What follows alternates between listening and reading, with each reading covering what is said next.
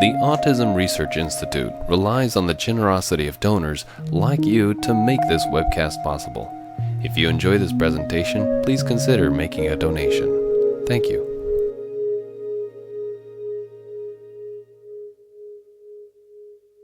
Now, before we get started, I'll introduce our speaker. Psychologist, lecturer, and author Dr. Wenn Lawson has run his own business for 22 years. He was misdiagnosed for decades until finally, at the age of 42, he was diagnosed with an autism spectrum condition, ADHD, dyspraxia, and learning difficulties. Today, Dr. Lawson is a teaching fellow with Birmingham University's online Master's Autism course. He is also on the ICAN board of Southwest Australia and is a participant and advisor for Autism CRC, Australia. He has also written numerous books and papers on autism. And now I will turn it over to Dr. Lawson. Thank you. It's really good to be able to join you.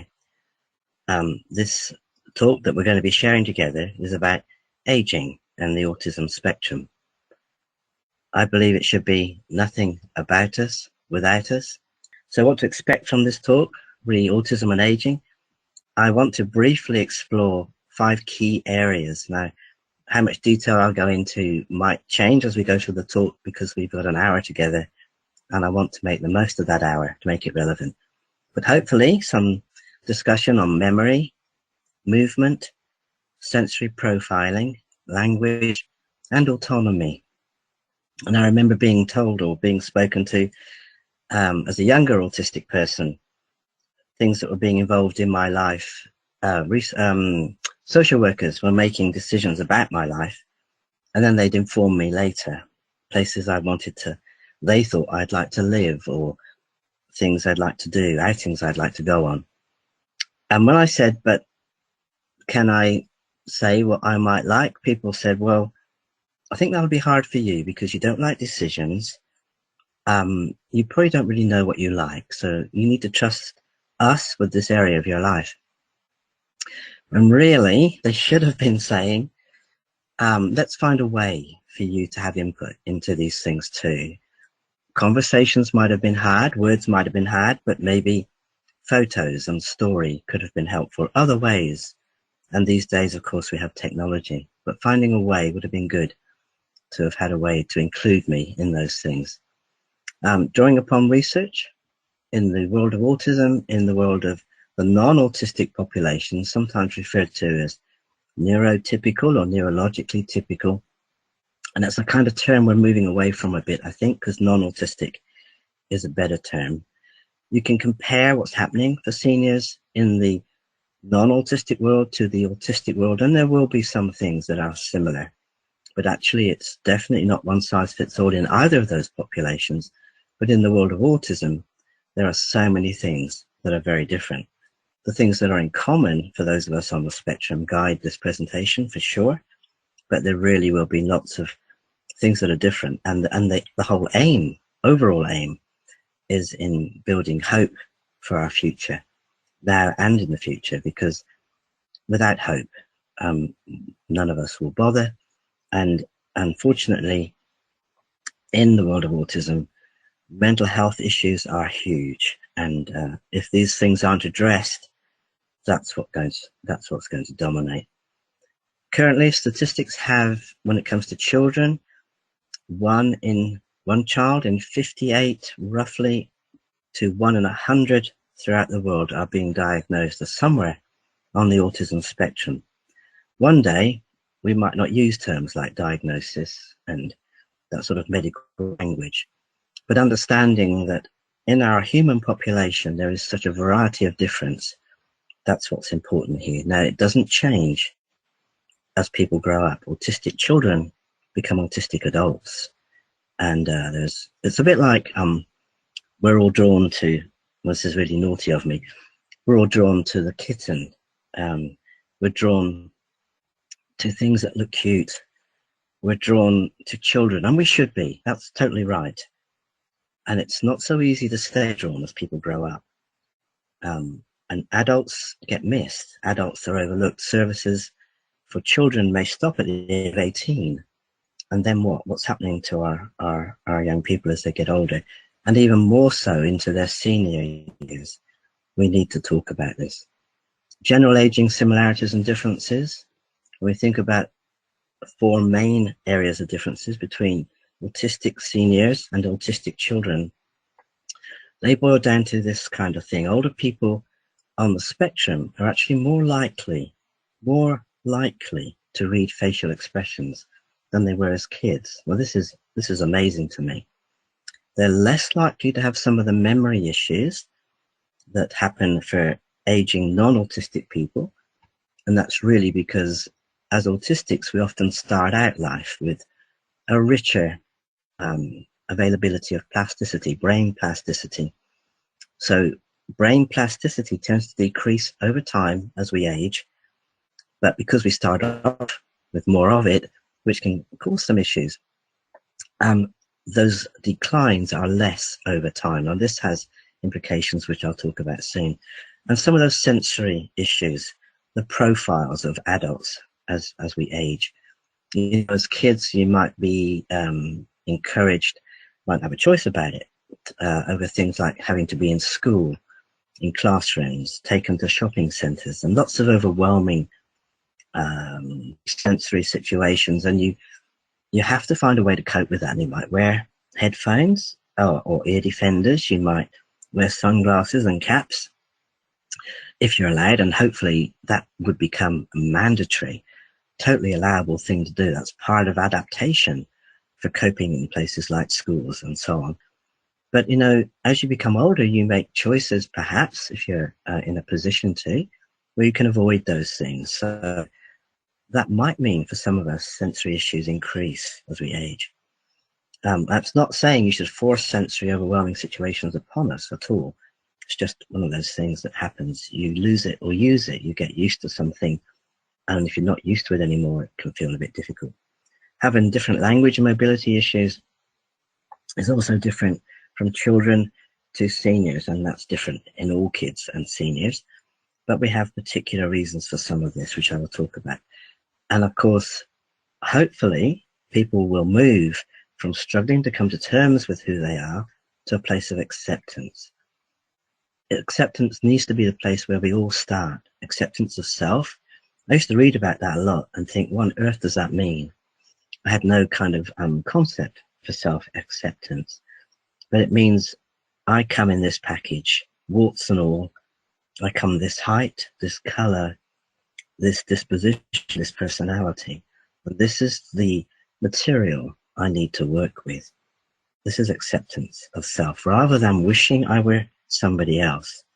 And unfortunately, I have met people who say, I wish I wasn't autistic. My autism gets me into all sorts of troubles.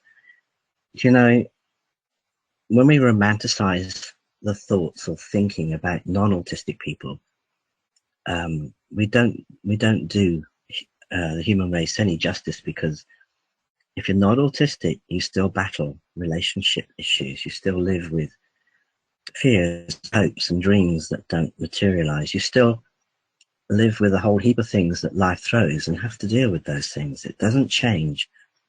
Your tools change with how you deal with something. You may not have autism in the picture, but there are so many other things. Just being a non-autistic person doesn't mean that life will be rosy. So let's talk about memory. In autism, yes, memory is influenced by being literal. Our literality, if you like, taking things in black and white terms, will mean I need routines and I have to have my expectations. And I'm not so good at negotiation based around common sense, because this appreciation of change and accommodations of others as well as myself are dictated to by being literal. And this is something we need to understand and facilitate, and we can then work with that material to help shape our daily life. Short-term memory may present problems for me, it always has done, but guiding my daily interactions, memory will still mean I'm not easily given to forgetting. I'm not easily given to forgetting. Now, some people might say, isn't that wonderful you don't forget those more long-term things? but actually this could be a problem. It will be nice sometimes to forget some things, or be able to put things on hold and deal with them later, that kind of thing. That can be an issue. So if brain plasticity decreases less with age, which is the opposite to the non-autistic or neurologically typical brain, again, for some things like recognizing faces, this is an asset. In other ways, it might not be. And if we understand this, we've got those understandings we can use to harness how we work. So it's easy to think also, if you can talk, this is a common myth, that you can tell others what you need. I think that speech is cheap. Anybody can do it in some respects. Just because you can talk doesn't mean you communicate well. But there is this association that if you talk, then you think and you can convey what you need. And that just isn't so for many of us, whether you can talk or not. So it might say statistically 70% of able autistic people, and again, that's a term I'm not fond of, because sometimes I'm very able, sometimes definitely not. Autism is a fluctuating disposition that fluctuates with capacity, and it changes over time.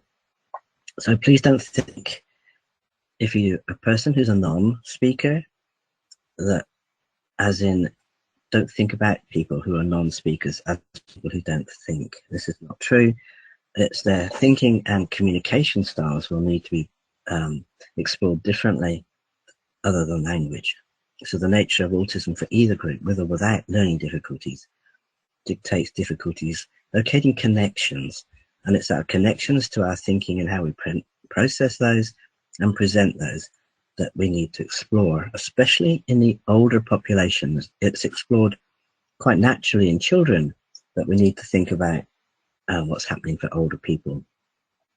So have a think about, if you can't forget, have a think about why change feels wrong. If that picture was always on the mantelpiece, if that person was the person you're used to dealing with, if that's the usual route you take, all right, if you're going to a shopping center or a school or a college or a work, when these things change, and you're a very literal thinker, it's almost like there is no place for it to be any different. So change is terminal. What happens if people change their minds, and they change their minds all the time? I remember a person saying to me when I was much younger, when I was very upset over something that had changed, this person had said one thing and it got changed. And I said, you know, just when I was beginning to trust them, it changed. And this person said to me, people are allowed to change their minds. Now, I knew people changed their minds, didn't know they were allowed to. So that small word, if you like, is quite a long word, really. Allowed changed my perception. And we need to be thinking, when we're working with older autistic people, how to use terminology, how to use pictures, how to use story to convey what's allowed. It's uncomfortable. And I was told it will be uncomfortable. Sometimes discomfort is something you need to live with. What if you couldn't process verbal information and it was so confusing? Well, maybe it shouldn't be put across verbally. What if you couldn't feel your body functions and didn't notice appetite, didn't notice anxiety, didn't notice frustration, you didn't notice tiredness and bladder and bowel connections and so on? You will probably be hearing a lot more about things to do with interoception. Interoception is sometimes thought of as your eighth sense. It's that sense of what's going on inside of ourselves, our heart rate, how we feel on the inside. Are we hot? Are we cold? Are we noticing temperature changes? Are we feeling hungry and thirsty? These are interoceptive senses, which I certainly didn't connect to for many, many years. I've learned how to connect to, but if you don't connect to that interoceptive sense, you're not going to notice. Then somebody's saying to you, it's too hot, take your jumper off, or you need to drink. You might reach for other means to meet that discomfort. If you don't have words for it, if you don't have a connection or an understanding of it. Can we help build new memories? Of course we can. Now, something that, again, we don't talk enough about is object permanence. Okay, yes, this means that knowing something still exists even when it's out of sight, but what if the sun is behind the clouds? Is it still there? What if a person that you're used to seeing is no longer in view? They might still be around, but you can't see them. It can feel like that's gone forever. So when we take connections of memory, interoception, object permanence issues, these actually do totally impact on how we understand the world. Technology is often one of those tools that helps build connection, because I think my computer doesn't come with facial language, things that smell strange, hair that swishes. It's a flat screen I can convey and relate to in a very non-interrupted way. So technology is often a way to help me build kind of connections I'm needing to help me understand things like object permanence, like interoception, and so on. It might be out of sight and it can feel like it's out of mind. Finding a way to bring that back into an understanding is really useful. Remove the bias in memories with facts using interest particular to the individual. So that means quite often, as an autistic person, technology is one of those, oh, excuse me, that was my coffee, one of those areas of interest that captures my attention. As an autistic person, and we all autistic people, children and adults and seniors, tend to be driven by being single-minded or single-focused. We tend to have single attention available, and we're not designed well to work with shifting attention easily. One of the great things about technology is that it captures my attention, so it's a great medium for helping us learn about lots of things that others might learn, I don't know, almost by osmosis, through sharing and being with each other. That tends to not always be the way I learn. Autonomy, remembering more than forgetting, helps developing social awareness, but tempered by possible increases in depression and anxiety as we age. Autonomy would be the usual outcome of getting older, but in autism, we can be robbed of this amazing place of being because we haven't built the connections in the same ways. And people present connection in typical ways, and we're not typical. They need to present them in ways that are autism friendly. So rather than building autonomy, a positive self-worth, this can be quite out of reach, if you like. Movement and mobility in seniors, especially in autistic seniors, is often overlooked. But unlike children, there's this natural drive to jump and run and be on that trampoline and doing those things. As senior people, when our legs aren't working so well, we're not going to be doing those things. We don't have the same motivation to be outside, the same motivation to connect to the world, possibly. It's not true for everybody, of course, but it might be for some. So we need to find other ways to build those connections towards movement and so on. Less common language ease is less common in autism seniors compared to our typical peers. So we've got to find other ways to communicate. And I know that people are a bit anti-technology sometimes because they see it as isolating. But for those of us on the spectrum, it might actually be facilitating connection rather than isolating us. So those are things we need to think through. Most people, possibly as they get older, become more lonely and are wanting social connection. That's just as true in autism. It's a myth to say we don't want connection, but it's how you go about building that connection that's different. When you're single-minded, lots of people, lots of social activity might increase our sensory overload. It might increase confusion in our communication. So we look for a single source, or one person to relate to, or connecting through a computer, for example, is another way to foster communication.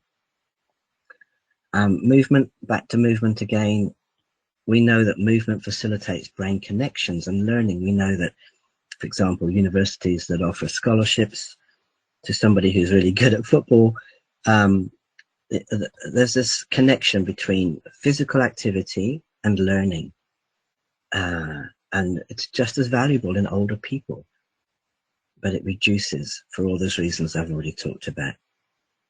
Sensory and motor systems, motor meaning movement systems, talk to each other, but this happens less as we get older.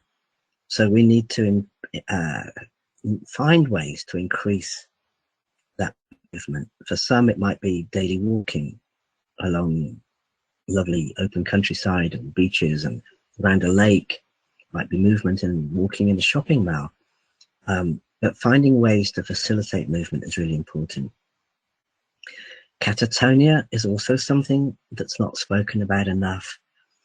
Catatonia just means that closing down, that freezing of everything. You lose speech, you lose movement, you lose that ability to talk. I've said that already. It's a horrible place to be in. I've experienced this once, or I've experienced it several times, but on one occasion, people thought I'd had a stroke. I was put into hospital for about 3 days. And it's a horrible thing when you can't tell anybody what's happened to you. But essentially, it's when all of your senses close down because of overload. And it's something that will happen unless people take care of that sensory world for us as well. So that we're not overwhelmed. Do this in a way that makes sense for us. If you don't have motivation to join clubs when it comes to socializing, you don't have the same drive, then we need to find other ways to meet this need. You know, as you get older, people die, and we're losing a lifetime of friends. It's not very easy to build new friendships, not for anybody, but let alone in the world of autism. So there's a huge need to work, live, and love within particular interests or passions for the autistic person. Because outside of that passion, there is true disconnection. I know people get fed up with our interests and they say, oh, haven't you been, I don't know. This is the thing I get told anyway. When you're fed up with that particular video, that particular game, that particular route, wouldn't you like to do something different? You know, variety is the spice of life. It's not the spice of my life. I don't need variety so much as I need same, predictable quite often, but something I can trust. Mental health issues, immune disorders, physical disorders, immobility breed more of the same. So we need to really work on finding different ways to connect older autistic people than we did with the kids. Many AS seniors live with a lot of sensory dysphoria, are easily over or underwhelmed according to the demands of daily life. This is definitely due to fluctuating capacity, but it's not so readily seen in RNT or non-autistic peers. It's not always beneficial to reduce or increase sensory loadings as it is to find ways to accommodate them. So I might still love listening to the music, but finding a way that I can do so without being overwhelmed. So it might sound like a contradiction, but I'll often go to the cinema. I always actually go to the cinema, but I make sure I've still got earplugs and ear defenders on because they always have it too loud. I wouldn't be able to watch the movies of choice without these accommodations. Now I have an issue, you know, I don't know if this happens in the places you live, but sometimes they'll do what they call autism-friendly cinema screenings or autism-friendly shopping times where they'll dim lights or put lights on more, or they'll they make things seemingly autism friendly, and they are much more autism friendly. But in doing so, we have to be careful we're not creating a sense of us and them. I had one lady say to me when I was having a bit of a rough time in the supermarket, she said, well, you should come to the special times for autistics, Thursday nights, when it's you don't have to put up with this and we don't have to put up with you. Oh, that's not very nice. I take their point, but yeah, no, I don't want my autism to go into hiding. I want the world to accept who I am, and accommodations should be universal so that we all benefit. What benefits for autistic people benefits the whole community. Right, so I have some sensory issues that are problematic. So if I go out with friends, I might want to go to a pub. It might be someone's birthday. But for me, it's really overwhelming. And I have to be careful because I want to be there. I want to celebrate with them. But social often isn't fun.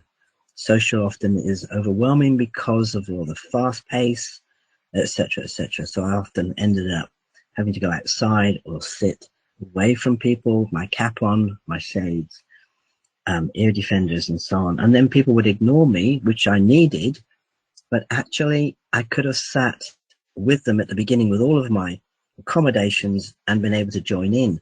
I might look funny, might look different, but I can be there with these accommodations.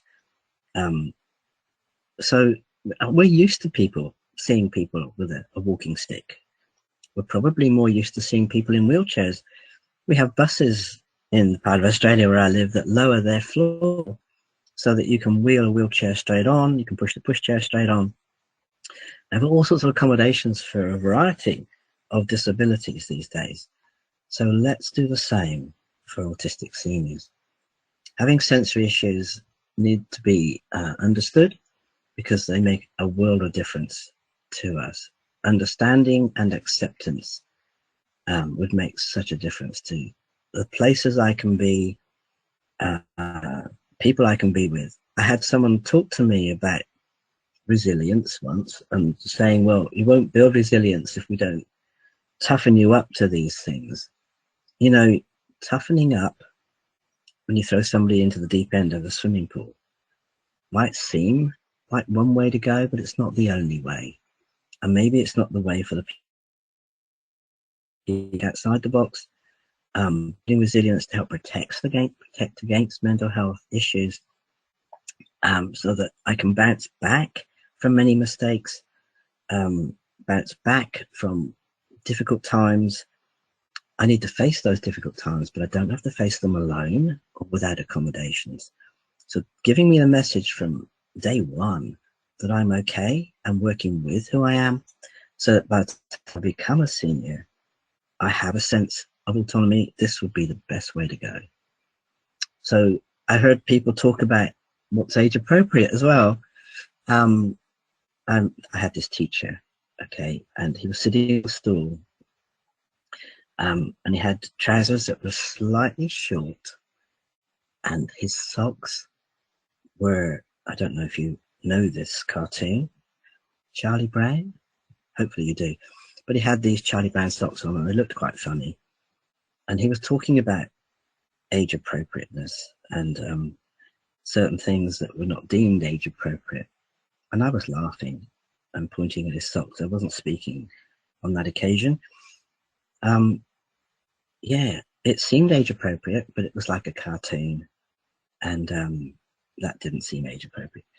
Anyway, what I'm trying to say is you can be 30, 70 or older, and you might be physically one age, but socially we might be a lot younger. So what age are we catering to, and what are we saying is acceptable? A young woman I can think of who was about 50 loved her Fisher Price, which is a child's toy, Fisher Price record player. It was blue, red and yellow, I remember. And people wanted her to have an appropriate device for listening to her music on. She didn't want that. She loved what she had.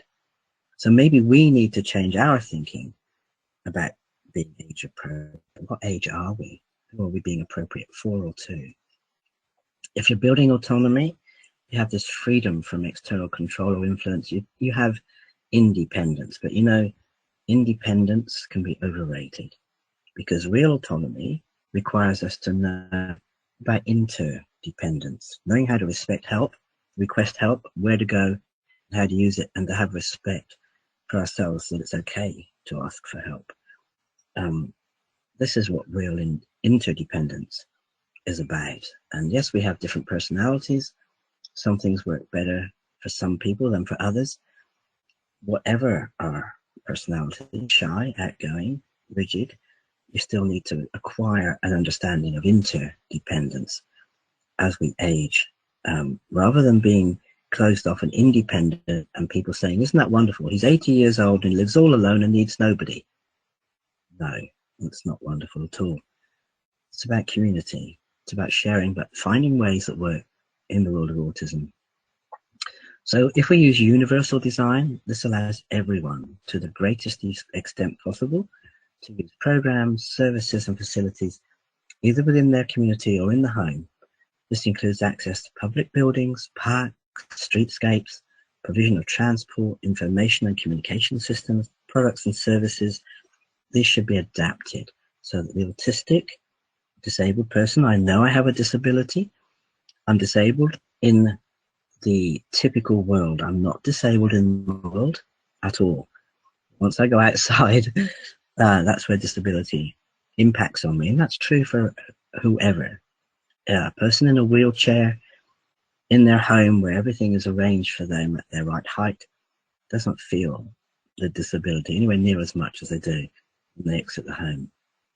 So having a community strategy and a plan on how to implement inclusion that can go way beyond lip service, that actually explores how to explore with the individual, nothing about me without me, that looks at funding, commitment from all the parties available to look at how we can progress an individual to that sense of self, autonomy, including issues with movement, memory, language, and so on. This all needs to happen to come together. We need to be planning these things much, much younger, but definitely for the senior autistic person's life. Personality types and impact upon social structures. We know that we're all different. Nobody is the same, but actually personality changes little over time. So we need to ask those sorts of questions. Am I fitting the lifestyle expected for an aged person? Which aged person are we expecting it for? Where do family and professionals get their training and support for working with autistic people? Will technology help? What are some of the home design and functional issues that enable us in aged care? You know, my mum was in a nursing home. She died last August 2018 at the age of 98. But they had things like, suddenly there'd be an announcement through the radio, through the speaker in the ceiling of the room, make her jump. Now that's not appropriate. Often the sound was muffled, she couldn't make it out anyway, but it felt really uncomfortable. A newsletter was a better way to communicate with my mum. Thinking these things through would be really helpful. And who's going to support the learning for aged individuals on the spectrum? Because learning continues forever. Will generic venues work? Not usually, not unless they've got adaptations that will suit us, whatever our personality. Getting older gracefully, wouldn't that be nice? What happens when parents or caregivers are not there anymore? Who's going to look out to us as autistic people? A community of people who are autism aware, autism trained. This impacts on dental, medical, psychological appointments, all those things that can be quite difficult. We might have depended on family to help get us there. Education, housing, aids and equipment. The sorts of aids you might get for a senior person might need special adaptation. The noises that when you push a walker, we might need some felt on the handles. We might need, you know, if you're in tune with us and find out from us how things are making us feel and listen, this will be so helpful. And yes, retirement support. Everybody who retires from working, for example, is going to need support of some kind, because it's a dramatic change, but it's even more so if you're an autistic person. If you're noticing behavioral changes in someone who's recently given up on a job because of their age, they've had to retire, maybe they haven't been able to tell you some of the discomforts are because of the changes in their routine, and we need to think about these things. And sex education and travel support are just as needed for older autistic people than they are for younger. So many things that I've discovered as a much older person that I really had no connection to, and some of that was to do with interoception, for sure. But we need to talk about these things. Support with budgeting, organizing things in general. Do this, don't do that. I still make my lists, and then I forget them. Where have I put that list? So maybe I need that list placed onto my iPad or my iPhone, and it will ding and come up and tell me and call my attention to notice it and to look at it. Maybe there are different ways of putting some of those things to do and don't do, rather than just writing them on a piece of paper. In the non-autistic world, the NT world, the process of aging is less complex because it happens over a similar time period for all. There's this staging you go through, child, teens, younger adult to older adult, and that happens physically for those of us who are autistic, but it doesn't happen sequentially in the same way. We skip stages and we suddenly end up in a place we weren't a month before, this kind of thing. So we need to be prepared. So questions to ask us: what makes or helps me to feel comfortable? I might not have words for this. I might know if I'm comfortable or not comfortable, and I'll need support with being able to put that across. Getting to know and see another same person on a regular basis is ideal, because also they're getting to know me and they're getting to judge those things, notice those things that I could be missing. Do we prefer to meet up in our own home or some appointed location? People often go out for a coffee, for example. Maybe the coffee shop's too noisy. Maybe I prefer a quieter space. And you need to talk about those things. There are people who love noisy environments, and they might need their headphones on before they can talk to you.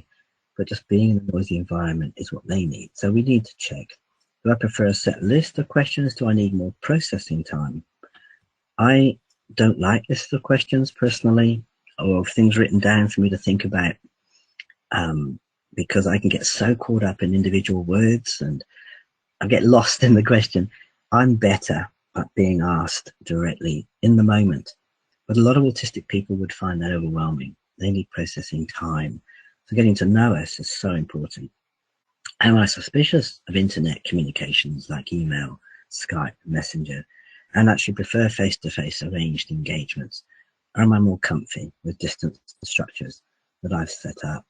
Nothing about me without me. Find out what it is that I need. If it isn't to do with technology, don't go there. My wife is not mad keen on mobile phones, for example. Hers is switched off more times than it's on.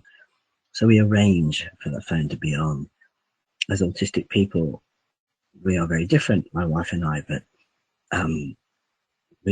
getting to know these things about each other so that we can work together is very important. So the art of communication, all of the processes of aging require appropriate communication. I do need to connect, just in ways that have meaning for me. I need to understand what it means to move beyond being at work and home. That might be all I've known. Maybe as I've gotten older, my parents have died. Maybe as I've gotten older, we've had to move. Maybe as I've gotten older, siblings are no longer there. Things I've come to understand and rely on change. It does for everybody. But if you're an autistic person governed by single focused attention and being quite literal, this is my default setting, it's not a choice, then I need that material of who I am to be fashioned into my communication and your communication with me. I need to understand why it's good to look after my health, my budget, my home, my sleep, and my social connections. Now, if you don't understand it, why would you do it? But if you change this understanding and then replace it with meaning, if it's not meaningful to me, why would I do it? So we have to find a way to make this meaningful, to put meaning into why I need to do this. So my health, well, you can't do that if we don't first do this. So I need to think about it. I need to take my diet in such a way that enables me to walk, or enables me to do both things that I might like doing. For my budget, I might want another Doctor Who DVD. I might want some other thing that I'm really focused on. So let's budget for this. So you're connecting the things that need to happen for me to meaning for me. Sleep is always an issue for me. And maybe for lots of autistic people, we're not so good at it. So, and as we get older, we're told we need less sleep, not more. That might change as you increase physical activity. Who knows? And as social connections take on meaning for me, I might sleep better. We need to explore these things. I need to understand or connect to meaning before I can do. Some resources, there's lots and lots of resources out there, but essentially the resources we need are people who will care. People who will care. And it's hard. It's hard to care when you're working or supporting or living or loving someone whose autism impacts on your lifestyle, it impacts on needing things to be done differently. But the good news is here that when we consider what needs to happen for that older person, that their memories, their movement issues, these things are not dictating who they are. This actually releases everybody to relate better. It's like when I was much younger, I was told, you give this child an hour, that child will give you 2 back. I don't know that it always worked that way, but they were saying you spend time and you'll get more time back. So when you get to understand the things that work for us, you will actually be gaining a freer time for yourself as well. Yeah, there's the book there I've put, and that's a book I've written, but there are other books out there now. Homes Designed for Autism and Aging, Technology to Communicate Our Dreams, Desires, Goals and Needs. If you're into technology, it might be you prefer using stories with photographs, or some other way, acting out, role play, doing it rather than being shown, all sorts of ways to find how to do this. Certainly we may benefit from iPads and appropriate software, enabling sharing at a pace, place and in a space that suits us, but only if you're into technology. And it might be something that people haven't thought of using before. It can be very useful. Some very definitely useful information in resources here. And hopefully we've got some time also for questions. We do. We do. Thank you for that great presentation. All right, we've got a lot of questions. So one of the first things that I wanted to ask was from, I believe this might be a teacher, and she's saying that she works with people on the spectrum, and she finds there's such a drive toward inclusion that she sometimes feels that she's not doing it for the child's benefit, but rather to move forward. And she feels like she has some students who really prefer and do much better when they're only part-time in the class. Do you have any thoughts about that? Absolutely. It's about getting to know us. And I think she's right. There's this political correctness thing, or the in thing, where the pendulum swings and it's not in balance. It goes over one direction more than another. And the things we really need to consider, like the individual, can get lost in that moment. So inclusion is not about fitting me into a class full of activities. It's about including who I am as a person in the way that I need that to happen. And yeah, she's right. She's right. Okay. So the next question is about a person who they're familiar with somebody who's lonely and depressed, but does not initiate or respond to social opportunities. So from the perspective of somebody on the spectrum who's grown to adulthood with that sort of, with those tendencies, what are some ideas about helping once you've gotten through early childhood and you've Yeah. sort of formed those rigid routines. Yeah. And again, in the non-autistic world, people see loneliness, depression, anxiety. Okay, let's relieve that by having fun. Let's do some lots of social things. But fun mightn't be social in the world of autism. Social might be overwhelming and increasing of depression and anxiety and loneliness, because it's highlighting all I'm not able to do. So what if you got to know the individual and just maybe they just need something that's meaningful for them. And when you're depressed, nothing's meaningful. I understand that. But maybe if you spend a bit of time, a bit of observation, and you got them to do a life story about connecting things up that were of importance to them, maybe some ideas would come out of that. Because just pushing us towards more social connection isn't meaning. You need to find what's meaningful for that person and then work on the right way to build connection for that. Okay, you mentioned some information about brain plasticity as people age. Do you know, are there any studies specifically on that compare neurotypical to people on the spectrum, or has there been any research into that? Yes, there aren't many, but there's one particular study, and I can email that to you and you can go up online. Would that be okay? Yeah, that'd be great. If you could send me the link. And, I'll post it with the YouTube video. Yeah, and what it says in that study is that brain plasticity, this ability for the brain to adapt, is more available in autism, and it may incur protection against Alzheimer's. So there is some research to show that in autism, Alzheimer's is unlikely, definitely not as likely as it is in the non-autistic population. So that ability not to forget seems to be directly connected to plasticity. So this is only one study, but it kind of bred some hope in me and some excitement that as we use it or lose it, then other things like recognizing faces as an older person are more likely. So it gives potential a whole world of things when you understand that this might be happening. But I'll post that to you, email it to you. Yeah.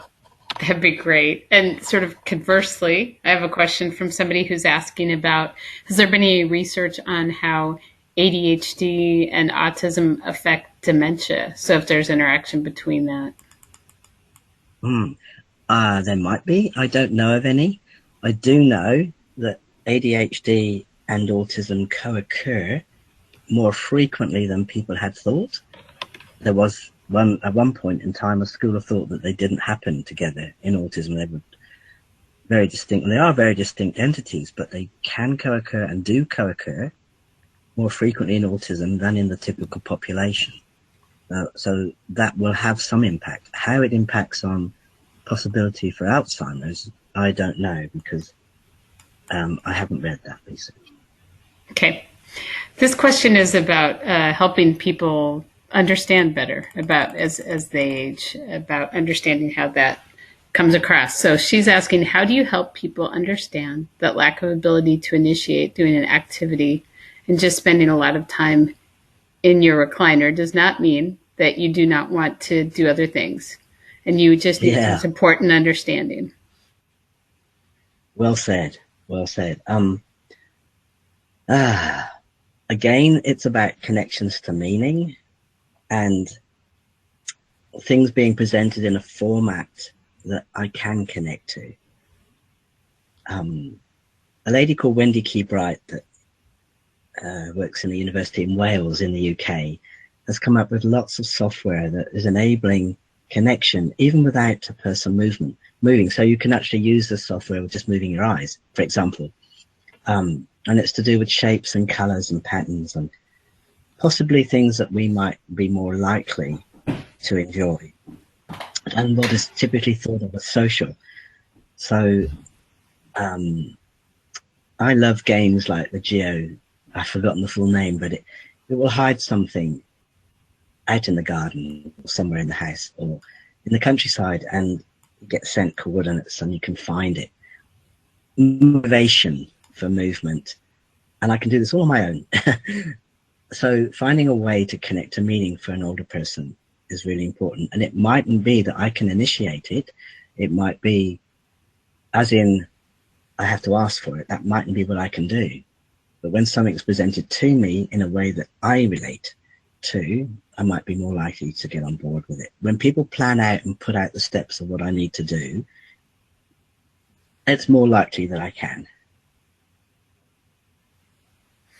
Okay.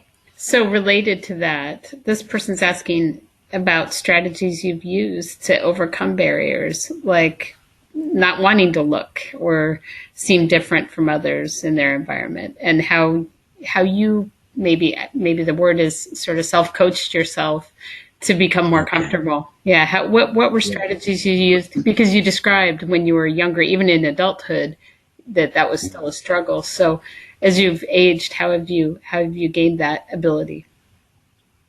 I'm kind of fortunate, I think, in that I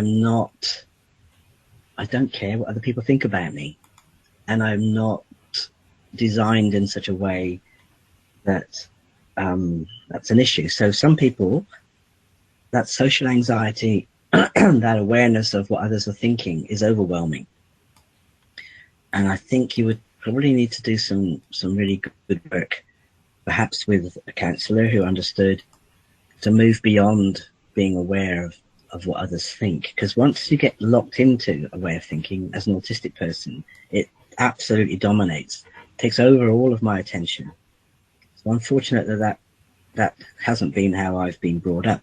Having said that, though, there were certainly times I wanted to be with a friend or with others, and became aware through things that were said or done that people found me odd and difficult and didn't want to be with me. Over time, I learnt that if that's the way they thought, then they weren't the right people for me to be with anyway. So I choose to relate to friends and family who accept who I am. And that's been a hard choice, because I've really wanted to relate further. I am quite a social person, disposed to being quite socially minded, and wanted to relate further, but it was causing bad things to happen because people were telling me, dictating, well, you need to look like this, where that doesn't go with this occasion. And okay, if it's a formal wedding, don't turn up in your jeans. I get that. I needed to be with people who endorsed who I am, and making that choice to be with such like-minded people has been the best thing, because we promote acceptance in each other. I don't know if I'm answering the question, but that's been a big hurdle for me, to cut people out of my life, if you like, who were toxic, and that was quite difficult as the kind of disposition of person who I am, as a Christian, as a church-going person, as in that part of my life. It got very difficult because I didn't conform, and I had to let go of that for a whole heap of reasons. I had to let go of that, and now, as an older person, I'll be 67 next month. I'm trying to find ways, have worked on over the past few years, finding ways to relate to people who welcome who I am. Yeah. That's very well said. Thank you. Thank you for that. I think we have time for just one more question, and I want to get this one in if we can. Anxiety is very common with autism. Those two things often go together for people. And you talked a little bit about how sometimes becoming comfortable with discomfort is part of what people on the spectrum engage in. But this person's asking about, as you've gotten older, did you have anxiety? And if you did, how did it change with aging, or did it change? Yeah. I've had a lot of mental health issues, especially as a younger person. Depression and anxiety were huge. And the things I get anxious about these days are about being on time, are about how something will look or feel when I get to it, because I can't envisage what that might look or feel like. I haven't any connection to forward thinking. Forward thinking is hugely difficult for me, and that's the thing that causes my biggest amount of anxiety. So I aim to go to somewhere ahead of time. So I've been there and I've seen what it is. I aim to have some kind of meeting with somebody before we meet. It might be on the computer through Skype or Zoom, for example. I try to find ways that preempt some of that anxiety to help it dissipate. With timing, I prefer to be much earlier than I need to be for an appointment. Not days early, but often half an hour earlier, 15 minutes earlier. And I've got my Kindle. I can read whilst I wait, so that I'm not pressured to be on time, because I'm very uncomfortable with being late for things. I also think learning how to breathe and do some of those interoception exercises are really good at helping me take charge of calming in my heart.